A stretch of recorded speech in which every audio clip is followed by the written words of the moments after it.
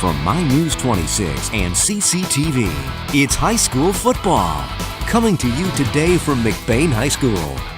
This 26 Sports and CCTV high school football presentation is brought to you by Cadillac Casting Incorporated. Good evening, everyone, and welcome to high school football action on 26 Sports and CCTV. My name is Bill Dooley, and tonight the Ionia Bulldogs make the long trip up M66 to battle the McBain Ramblers in a non-conference contest. My partners tonight are the former McBain Rambler and Saginaw Valley State University football player Lars Verdeen and the longtime former coach of the McBain Ramblers, Chad Grundy. So thank you very much for being here, Chad. Thanks, Bill.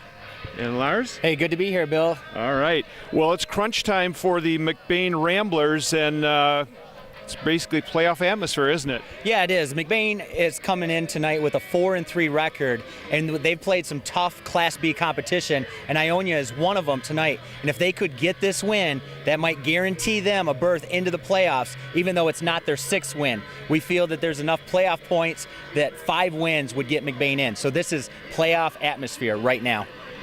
And you look at Ionia Bulldogs, Chad, this is the first ever meeting between the two. What type of a report do we have on the team and the conference? Well, the Bulldogs are a spread team. They're going to run 4 and 5 wide receivers. Their competition is pretty tough in that league. They play Lansing Catholic Central, who was in the semifinals last year, and they also play the Portland Red Raiders, who are 7-0 and ranked 4th in Division 5. So they played some really quality teams. So, although they're 2 and 5, I could see them being a challenge for us tonight. They also play Lakewood Odessa next week, and they're 7-0, and they are ranked, I think, 5th or 6th in Division 6. So they have a tremendously tough schedule. Looking at the McBain Ramblers, what type of offense are they going to run? Well, we've seen Veer this year. We've spread it out, and last week they opened up the power I. So, I think we're going to get a little bit of everything, and then he's going to see what works and stick to it. I think we do have a size advantage on these guys, so you might see some pounding the ball tonight. Lars, as a former player, you got 2 important games left. What's kind of the mindset? What are the things that the coach is really focusing in on these last 2 games, especially, I guess, the first game, right? Yeah, and it's a long season. There's 7 games in, and there's injuries going on. There's pain every time that you play and you get hit. It hurts even more because it's hit on an old bruise. And what they have to concentrate on now is the fundamentals, the little things that have gotten you this far into the season. Snap counts, no penalties, no turnovers. Those are going to be the keys to the game. And I'd like to add that Ionia is on a 5-game losing streak. They got to be hungry tonight. They're going to be out for blood. And they have won their 2 games on the road. McBain finally won their first home game. So this really isn't friendly confined field for McBain. It might be a great matchup. We have the Highland Conference has already been settled this year, Chad. Pine River, first place, 5-0. Second place, Beale City. What do you have to say about the teams this year? Well, I think the parity was really well in the league. I mean, most of the games were close, even when you didn't win. So, it was almost every night anybody could beat anybody. Pine River kind of found a way to win every single time. So, they really deserved the championship this year.